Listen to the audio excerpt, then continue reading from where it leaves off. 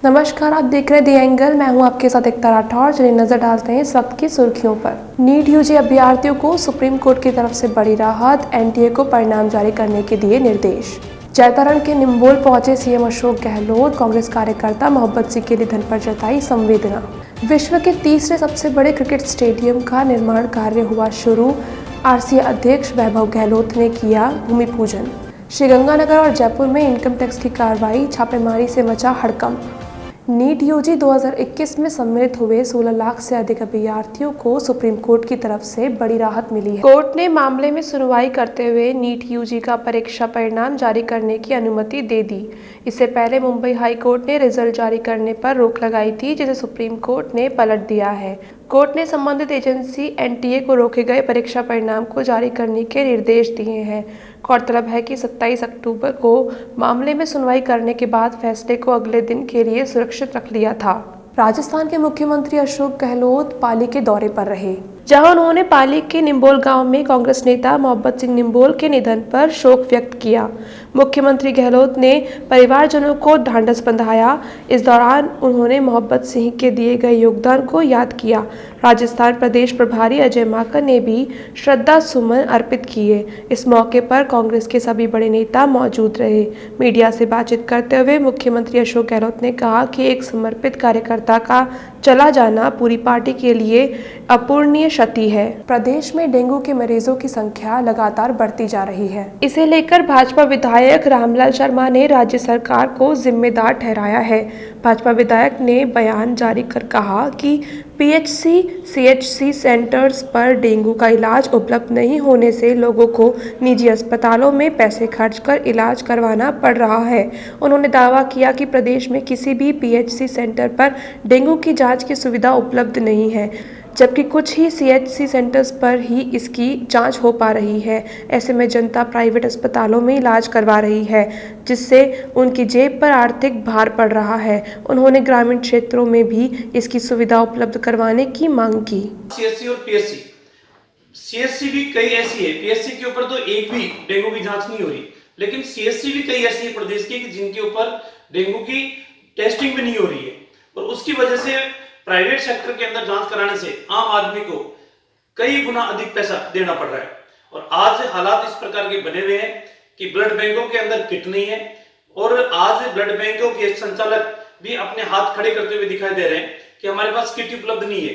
Donor तो हम कैसे भी किसी को भी लेकर आएंगे, डोनेट कराएंगे और व्यक्ति के प्राण बचाने का काम करेंगे, लेकिन किट उपलब्ध कराना राज्य सरकार की नैतिक जिम्मेदारी है।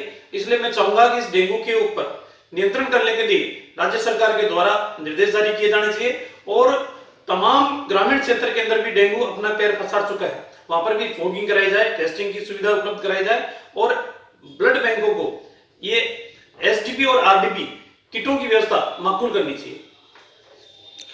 प्रदेश में अवैध बजरी खनन को लेकर कांग्रेस के बाद भाजपा विधायक ने भी सरकार को निशाने पर लिया है। जहाजपुर से भाजपा विधायक गोपीचंद मीणा ने प्रदेश सरकार को बेदम बताते हुए आरोप लगाया कि अपराधियों को लेकर कोई प्रभावी कदम नहीं उठा रही है।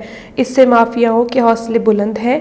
वहीं अपने विधानसभा क्षेत्र में बजरी खनन को लेकर कहा कि जहाजपुर विधानसभा क्षेत्र से बनास नदी गुजरती है। ऐसे में वे अवैध बजरी खनन को लेकर विधानसभा में लगातार आवाज़ उठाते रहे हैं।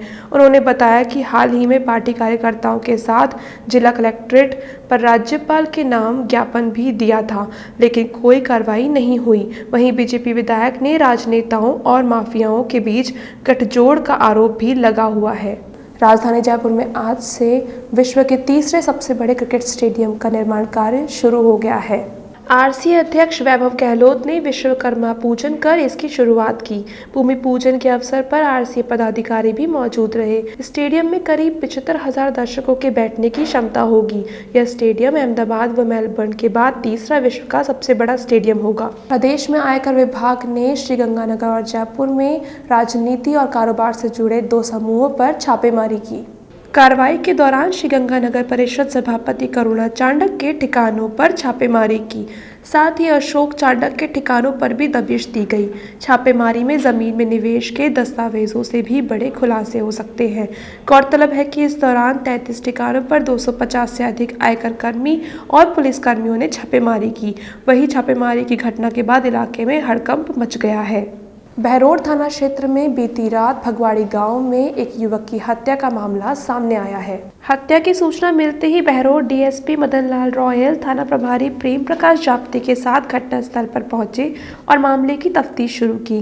डीएसपी मदन लाल रॉयल ने बताया कि बहरोड के भगवाड़ी गांव में शमशान घाट में बने तिबारे में युवक की गोली मारकर हत्या करने की सूचना मिली थी।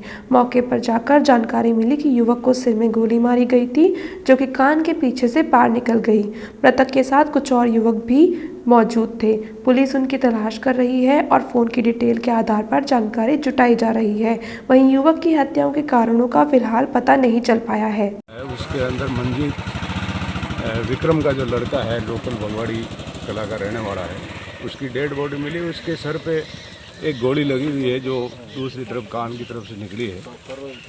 इसके साथ 3-4 दोस्त भी थे, तो हम पता कर रहे हैं उनकी, इसका मोबाइल फ़ोन वगैरह के, जल्दी हम आरोपियों को गिरफ्तार कर लें। एसीबी टीम ने बड़ी कार्रवाई करते हुए उदयपुर में पटवारी को रिश्वत लेते हुए रंगे हाथों गिरफ्तार कर लिया। एसीबी के अतिरिक्त पुलिस अधीक्षक उमेश ओझा ने बताया कि पार्थी शैतान सिंह ने शिकायत की थी कि उसने अपनी पत्नी के नाम से कानपुर ग्राम में एक कृषि भूमि भूखंड खरीदा था। उसकी रजिस्ट्री करवाने के बाद नामांतरण खुलवाने की अवज में पटवारी योगेश नागद ने उनसे 2500 रुपये की रिश्वत मांगी।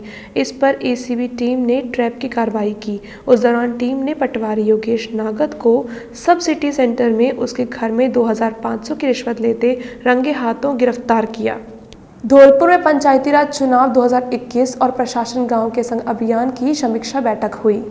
जिला निर्वाचन अधिकारी राकेश कुमार जायसवाल की अध्यक्षता में जिला कलेक्ट्रेट सभागार में बैठक का आयोजन हुआ। बैठक में चुनाव मतगणना स्थल राजकीय पॉलिटेक्निक महाविद्यालय धौलपुर में कड़ी सुरक्षा व्यवस्था को पुख्ता और चकाचौंध रखने के निर्देश दिए गए, ताकि किसी तरह की गड़बड़ी को रोका जा सके। साथ ही अन्य व्यवस्थाएं भी सुनिश्चित करने के निर्देश दिए गए। वहीं जिले में पंचायती राज के चुनाव होने के बाद 8 नवंबर से प्रशासन गांव के संग अभियान की शुरुआत होगी। इसे देखते हुए अधिकारियों को विभागवार जिम्मेदारियां दी गई और इसके लिए प्रमुखता से प्रबंधन करने के निर्देश दिए। बैठक में उप जिला निर्वाचन अधिकारी सुदर्शन सिंह तोमर, उपखंड राधेश्याम मीणा सहित अन्य विभागीय अधिकारी मौजूद रहे। आज के लिए बस इतना ही। अगर आपको हमारा चैनल पसंद आया तो लाइक, शेयर एंड सब्सक्राइब जरूर करें।